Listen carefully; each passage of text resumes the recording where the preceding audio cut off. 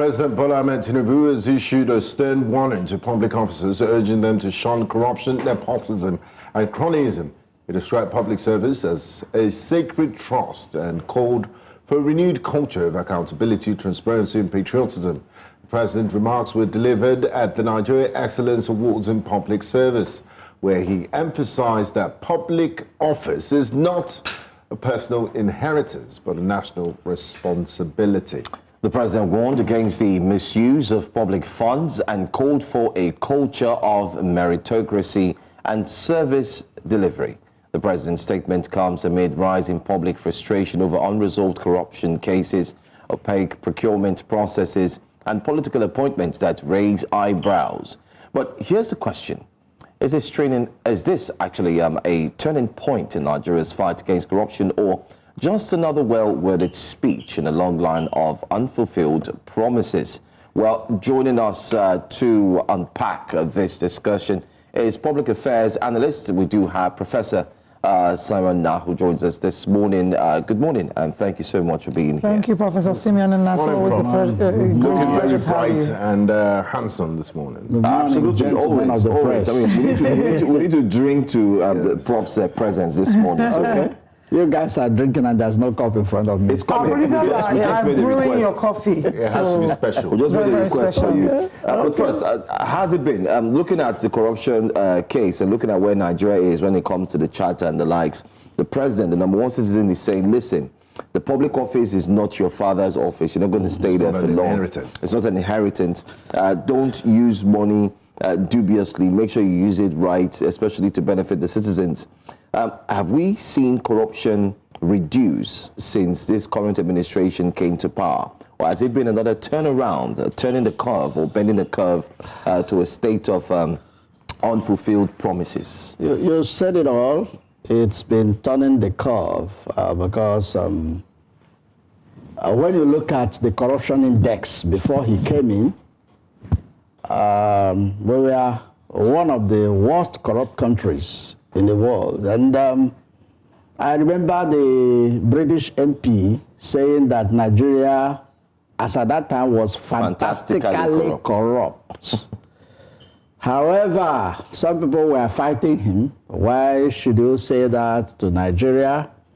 I had somebody say that if Nigeria was fantastically corrupt, the UK will be dubiously corrupt because most of the money stolen in Nigeria is being spent in the UK. Okay. So they are dubiously corrupt. However, having said that, this administration has not done anything apart from rhetorics to show that corruption should be something that will be a thing of the past. I'm saying that with the benefit of hindsight, because from the grapevines, it's alleged that those governors that are moving to the APC are being promised heaven and earth. And if you read his speech on that, he said nepotism, political patronage, and whatever. Cronyism. They are cronyism. They are all corruption. So if we take him from that angle, we will say we have not done anything to check corruption in this country. Recall that he was making a speech on an award to public servants. It was an award night, so what do you expect him to say? So you don't believe the mindset that the president had regarding making that speech? You don't believe that he meant it? No, we should walk the talk. He's not practicing Talk is cheap. We should walk the talk. Leaders should be examples to be followed, not mistakes to be avoided. So what would you say are some of the actions or inactions that you've seen that signal that the president is not walking the talk? I've said one of them. The politicians that are moving, they are being promised heaven and earth, and the rates at which things are happening. Okay, if political patronage is corruption, look at the list of the people that were appointed as ambassadors, non-career ambassadors. Some of them were political patronage.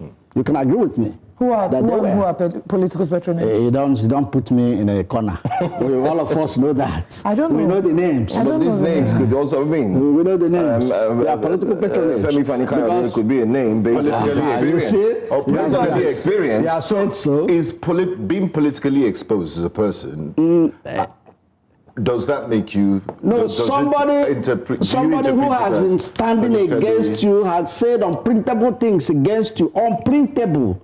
I mean unprintable. Things you can't just think about. Has been said by some people against him, and they are pointing him. Okay, look at He has a forgiving heart. He's the father of the INEC nation. the former INEC chair. Some of us knew what transpired during the last election. Why must he be appointed? But- you know, he is following the trajectory of the late president, who brutal was being accused of this and that and that and that, and people were calling for his head. That he has houses in Dubai, it was alleged. That he has houses in Dubai, he has this, he has that. He didn't come to clear it. The next thing was I was removed and then appointed ambassador so that he would not be tried. You see, these are some of the things we are saying. The former INEC chair was appointed so that he would not be tried. It's as simple as that, because you can't try an ambassador. You cannot. So some of us know some of these little games that are being played, you know. Anyway, I want us to look at, in terms of corruption, can we also look at the other aspect of it? If the president is directing that all public servants maintain law and order when it comes to corruption, is it any wonder why the presidency has not spoken to the number of points that have been raised by, take for instance, SERAP? SERAP has continued to ask questions. The NNPC, the missing money, people in public office, because the president was talking to people in public office. Yes. And then you have public office that is already, you know, shrouded in declaration of so assets. much, you know, money is getting lost or missing. What does that make of that speech or that statement? I don't want to use the word that's coming to my mind, but let me say it this way. Now, look at what 210 trillion will do to the Nigerian economy. That's the amount that is missing in the NNPC. Yeah. Look at the amount of $30 million that is missing that has not been accounted for. We can't say missing now. That has not been accounted for in the school safety, whatever it's called. Yeah. You know. So these monies, if they are used judiciously, things will not happen the way they happen. Okay, look at this issue. The students that were taken away, it's been alleged that there was that the people that were guarding that place, the military people that were guarding that place, were asked to leave 30 minutes before that period. And after that, the bandits or the terrorists struck. Yeah. Now, we've been going forth and back. How many weeks now to just find out who made a call? Is it too difficult to find out? Please. Is it too difficult to find out who made a call? For how many weeks now? We've been dilly-dallying. We are still investigating. What kind of investigation is that? No. What kind of investigation? It's something that could be done in a jiffy. Just call the service providers and they will give you this, and they have all these details. So why are they asking for NIM and BVN and what have you? What are they doing with those things? With NIM, you discover who made that call. It's a simple thing. Okay, the people that were arrested, if it's a commoner, they would have twisted the person to say who. So they are trying to say the dummy to us, that the person that made that call is so powerful that he could not be arrested. It's as simple as that. Prof, if we look at Nigeria's rankings and the Transparency International Corruption Perception Index, since this administration took office in 2023, they have continuously improved on it. The last time under the Buhari administration, we ranked 150 out of 180 countries surveyed. In 2023, we were 145. That's a 5-step improvement over 180. And last year, we were ranked 140. So we improved on the first year, do you 140. over one? I mean, coming from the Buhari administration, would you give this administration at least some credit for? You see, the base year for analysis is wrong, because that administration was also an APC administration. Was an APC administration, not just an APC administration. That government ran on autopilot. I can say it anywhere. The head of state was not in charge. It's a simple thing. He was not in charge.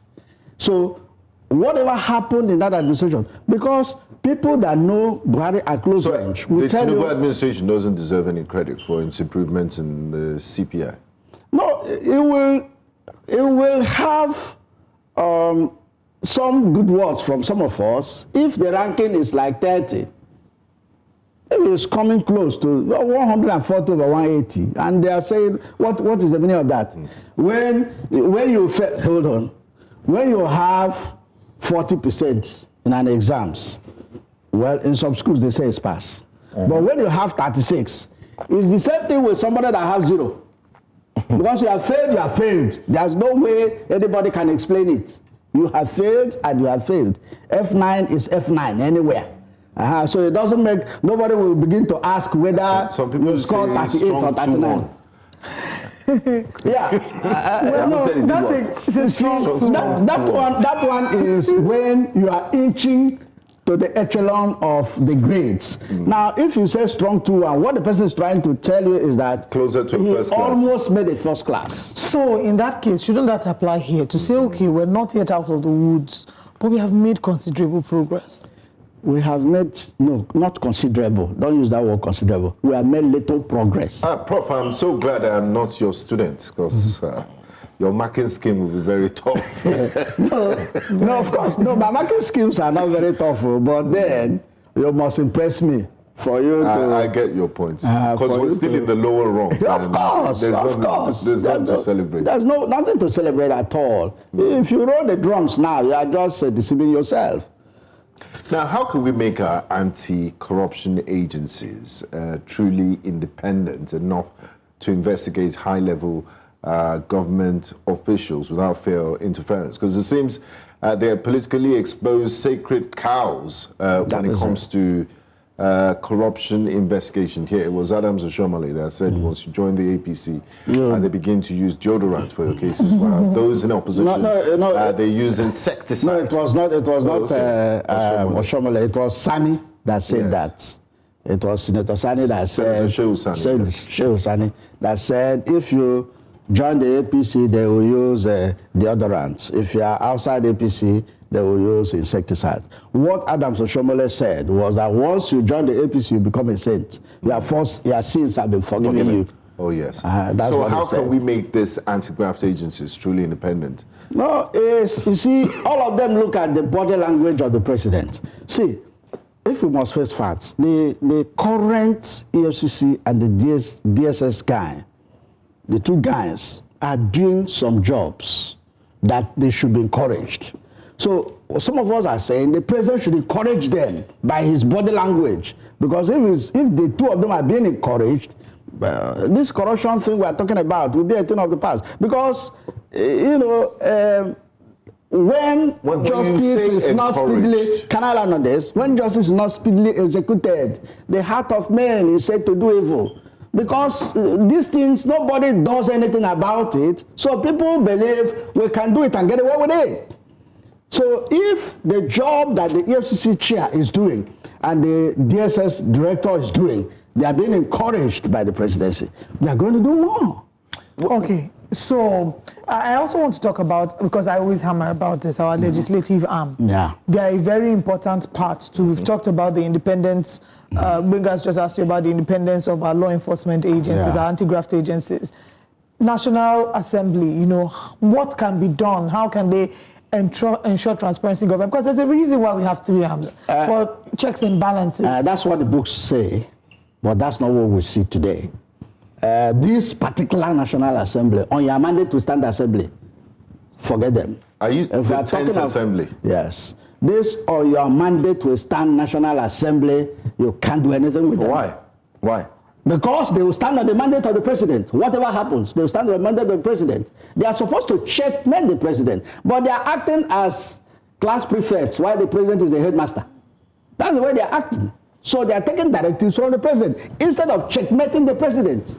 And look at what happened the other day. The other arm that is supposed to check the other two too, on your mandate was sang at their occasion. In their defense. Yes. Even though I'm not holding in their it for them. No. I'm coming to that. Okay. In their defense, they said it was the guard that played this thing. My sister, you and I know that somebody would have put a word across to them if it is in a country where things are done normally. Recall that song was not sung once, it was sung twice. But the president and when the CJ spoke. so whose responsibility is it to check the guards from playing that song? Because if the president comes into a gathering, no matter how displeased you are by the fact that they are singing on your mandate, you're not going to sit down. If the president walks in here and it's, let's say, a political function is happening or a public function, you will stand up to show respect to the president, regardless of whether you approve of the choice of music or not. Okay. And you can't walk up and be like, oh, stop that music now. We can't do that. Okay. So whose responsibility? Some say that maybe the president should be the one to check all his SSAs. No, the president loves that, so he would not check it. Well, see, how do we know that? What we're saying is that if this is a country where things are properly done, when they sang it, when the president walked in, somebody with sanctified common sense would have gone to tell them, please, because of the political sensitivity of this, don't sing this song here again, please. Recall in that occasion, because I didn't watch it from the beginning, was the national anthem sang? I'm not sure. I do not know. So that was the anthem they sang. But even if they sang the national anthem, I think we all collectively agree that they should limit on your mandate we shall stand to APC functions. Absolutely. Not for government functions. But I don't particularly think strong legislative, strong judiciary arm. But I can't necessarily blame the judiciary for that one. Exactly. The legislative arm, we see them do it. But the judiciary, in this case, I cannot blame because they had no other choice. It's nothing that they could have done. No. They could have done something. When it was sung the first time, they could be pardoned. But the second time, at least when it was sung the first time, somebody should have gone. Did you watch an instrumental? Did you watch that? Of your mandate. The judges they weren't humming it, but were they showing signs of approval? No, I don't agree with that one. What I'm trying to say here is that, listen, if the thing was sung just once, I would take your argument. But for it to be sung a second time, no. It's a no-no for me. It's the fault of the Brigade of It's a no-no for me. For playing somebody should have gone to tell them when they sang it the first time, this is the function or maybe of the since it's a national debate. Since it's a national debate, maybe, like I always say, maybe a press release would have sufficed. But that is it. Now, it was when the backlash came that they started struggling to defend themselves. You see, we have this issue of always trying to reactive instead of being proactive. What I expected was somebody should have gone to the Brigade of Guards to tell them, please, this, because of the sensitivity of this, don't sing this song again. Or it should have even been mentioned in the program ahead, time. But let's take this very critical question. Yes, we've seen some political stalwarts who have either one way or the other tainted their image with money missing. Some have tagged it as money laundering. Some have said taken from the office, the purse that should actually be used to benefit the citizens. I mean, a case study is that the former governor of Kogi State, his appearance, we saw how glamorous it was when he came to the EFCC. He was celebrated, he was highly respected, he was even chaired. And we heard White Lion. Yes, and he came and then he left. That optics, what does it do to this corruption issue that we're facing, where the president has said, you know what, office holders should ensure that they put corruption to a particular place where it never exists anymore? That's what is the optics in that kind of scenario? What does it bring? That's why I said earlier that these guys are watching the body language of the president. So if the body language of the president says go all out for these guys, they will go all out for it. See, Why do you need the marching order of the president? I mean, you took an oath of office. You know what your office entails.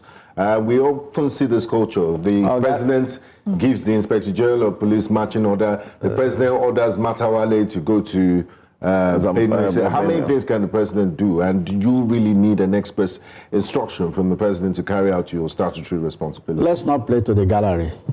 We all know what is going on here. The truth remains that when this issue started, if you had observed from day one, the EFCC was all out, poised to do something.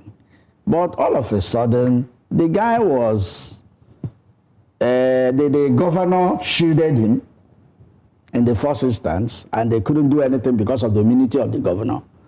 And later on, they now issued a threat as if the guy would be declared wanted and stuff like that. And the guy came on his own. One expected that the EFCC that was breathing fire and brimstone would have done something then. But all of a sudden, the thing fizzled out, and we're not hearing anything about it. And that has been the trajectory of some of these high-profile individuals. That episode was... And that confirms what Adams Oshomole said, Comrade Adams Oshomole said, that once you move over to APC, your sins are forgiven you. Maybe their sins have been forgiven them. Because otherwise, I don't see any reason why things are happening. You leave the major issues. You are pursuing trivial things. Imagine the Chief Justice of the Federation suing Natasha for, are these the things they're supposed to do? Instead of suing criminals, people that have embezzled our money. No, they're not saying anything about it. Okay. They are suing an individual because they don't like her face. I really wish I don't understand. Go on, but we've sadly run out of time. And that episode that you mentioned of the White Lion reminded me of a cartoon I used to watch a lot when I was a kid, Tom and Jerry, very reminiscent of Tom and Jerry, if you recall.